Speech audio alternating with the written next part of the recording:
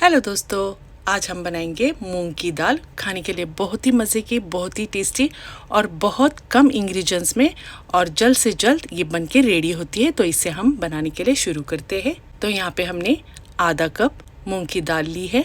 इसे हमने अच्छे से 2 से 3 पानी में वॉश करना है। हमने इसे वॉश कर दिया है। अब हम इसमें पानी ऐड करेंगे। तकरीबन हमने 2 कप पानी इसमें ऐड करना है और इसे दाल को हमने 5 मिनट तक या 10 मिनट तक आप सोक करने दीजिए। तब तक हम यहाँ पे इसके लिए तड़का रेडी करेंगे। 3 से 4 टेबलस्पून हमने ऑयल ऐड करना है। 1 टीस्पून ज़ीरा ऐड करेंगे। इसे हम अच्छे से चटकने देंगे। यहाँ पे हमने कड़ी पत्ता थोड़ा ऐड करना है। इसे भी हमने अच्छे से चटकने देना है। यहाँ पे हमने एक प्याज लिया था, उसे हमने रफली चॉप करके ऐड करना है और 2 हरी मिर्च हमने स्लिट करके इसमें ऐड करनी है।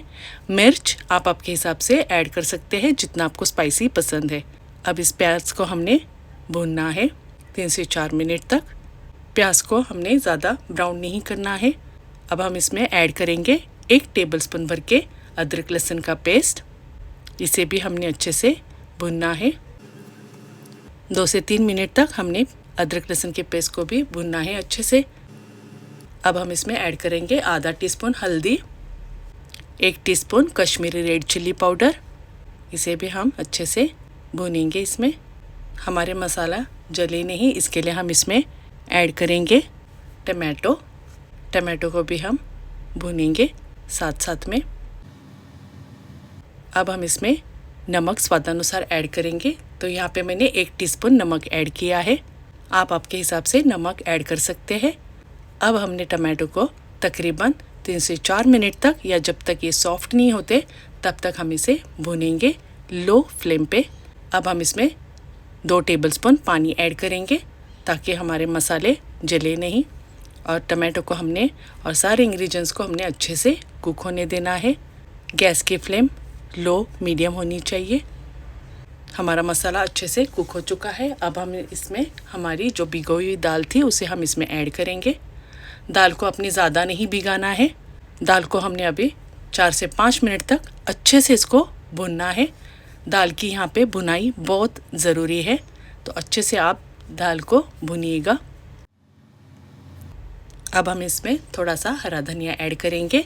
हरा धनिया इस वक्त पे हम ऐड करेंगे, इसको अच्छा फ्लेवर और अच्छा टेस्ट भी आएगा। इसे भी हम 1 से 2 मिनट तक भूनेंगे।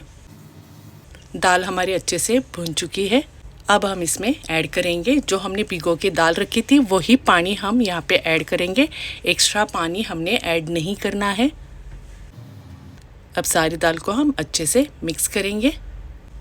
अब इसके ऊपर हम कवर लीड बंद करके इसे हम तकरीबन 7 से 8 मिनट तक दाल को कुक होने देंगे। गैस की फ्लेम लो मीडियम होनी चाहिए इस टाइम पे। अब हम चेक करेंगे हमारी दाल कुक हो चुकी या नहीं।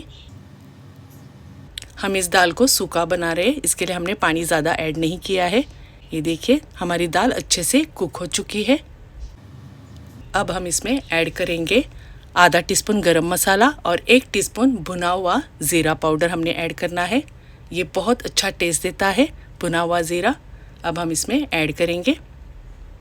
साथ ही साथ में हम हरा धनिया भी इसमें ऐड करेंगे।